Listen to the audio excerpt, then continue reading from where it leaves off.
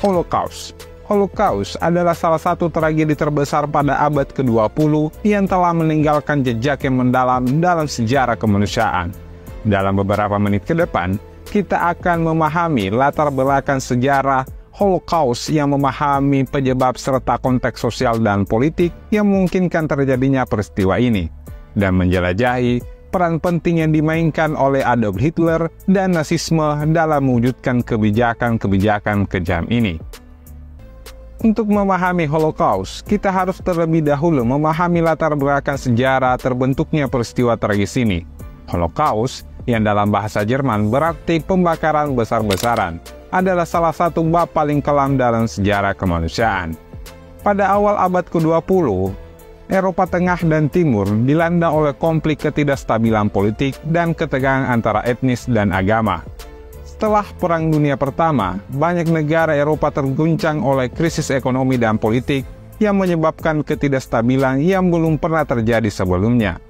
Pada saat yang sama, di Jerman situasi ini semakin memburuk dalam dekade 1920-an. Bangsa Jerman merasakan dampak dari perang dan krisis ekonomi yang berkepanjangan. Kesulitan ini menciptakan ketidakpuasan besar di kalangan rakyat Jerman.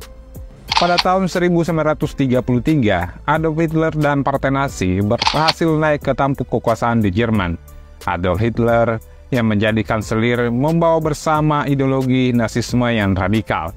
Salah satu poin kunci dalam ideologi ini adalah kepercayaan pada supremasi ras Arya dan penindasan ras-ras lainnya, terutama kaum Yahudi. Hitler segera memulai kebijakan anti-Yahudi yang keras. Ini termasuk hukum diskriminatif dan penganiayaan terhadap orang Yahudi di Jerman. Saat Hitler memperluas pengaruhnya ke wilayah-wilayah terdekat seperti Australia dan Sunderland, penganiayaan terhadap Yahudi pun meluas.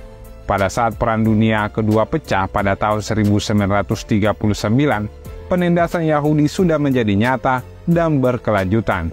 Tetapi yang paling tragis adalah bahwa ini hanya awal dari apa yang kemudian menjadi Holocaust, sebuah rencana sistematis untuk menghapuskan seluruh populasi Yahudi di Eropa.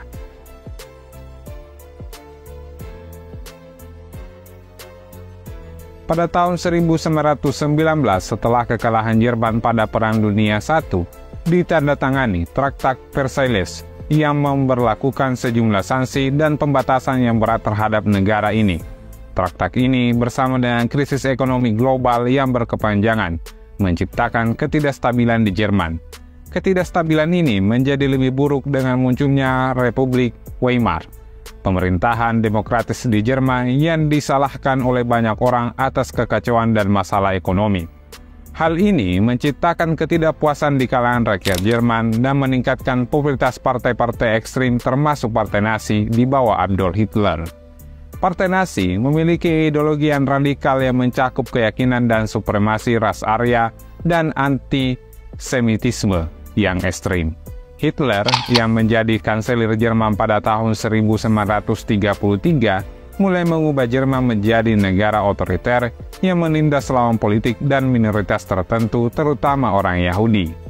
Krisis ekonomi, ketidakstabilan politik, serta retorika yang meracuni masyarakat menjadi latar belakang bagi pengenalan kebijakan anti-Yahudi dan penganiayaan yang kemudian berkembang menjadi Holocaust.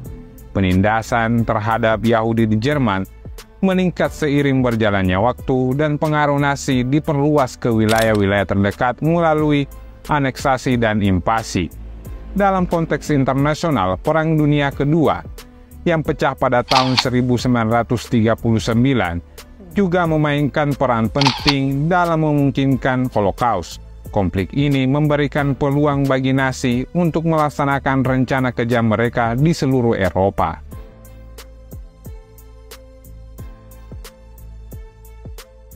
Kamp konsentrasi adalah tempat yang digunakan oleh Nazi untuk menahan orang yang dianggap sebagai musuh atau mereka yang dikejar berdasarkan alasan politik, ras, atau agama. Ini adalah tempat di mana tahanan mengalami perlakuan kejam, kerja paksa, kelaparan, penyiksaan, serta kondisi hidup yang sangat buruk. Beberapa kamp konsentrasi terkenal termasuk Auschwitz, Buchenwald, dan Dachau.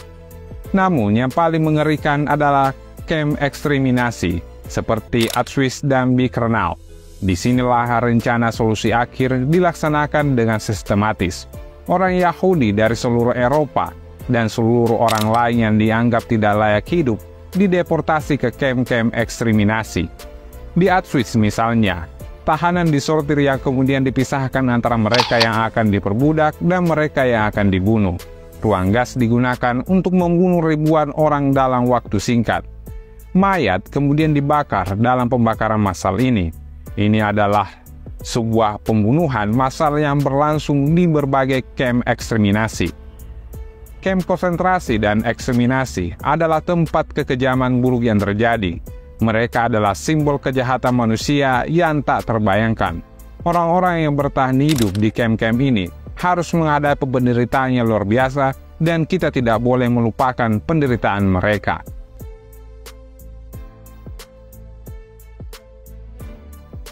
Salah satu contoh pemberontakan yang paling terkenal dalam sejarah Holocaust adalah pemberontakan Ghetto Warsawa. Di tengah kondisi mengerikan di ghetto tersebut, para penduduk yang tersisa, terutama kaum muda yang bergerak bersama untuk melawan penindasan Nazi. Meskipun pemberontakan ini tidak berhasil dalam jangka panjang, ia menjadi simbol keberanian dan perlawanan dalam menghadapi ketidakadilan. Tidak hanya di ghetto, tetapi juga di kem konsentrasi, beberapa tahanan berhasil melancarkan pemberontakan kecil. Mereka mungkin tidak mampu mengalahkan Nazi, tetapi mereka memberikan contoh tentang keberanian yang menginspirasi. Selain perlawanan fisik, ada juga penyelamatan yang luar biasa. Banyak individu, keluarga, dan kelompok yang tidak terlibat dalam Holocaust menyelamatkan nyawa orang-orang yang terancam. Mereka menyelundupkan orang Yahudi keluar dari zona Nazi, memberikan tempat perlindungan atau memberikan dokumen palsu. Anne Frank yang dikenal melalui jurnalnya adalah salah satu contoh paling terkenal tentang upaya penyelamatan. Selain itu, ada juga orang yang bekerja dalam perlawanan bawah tanah, seperti kelompok Directors Among the Nation, yang berjuang untuk menyelamatkan orang Yahudi. Mereka berisiko tinggi, tetapi tekad mereka untuk memberikan perlindungan bagi korban Holocaust yang tak tergoyahkan. Cerita-cerita perlawanan dan upaya penyelamatan ini adalah cahaya di tengah kegelapan.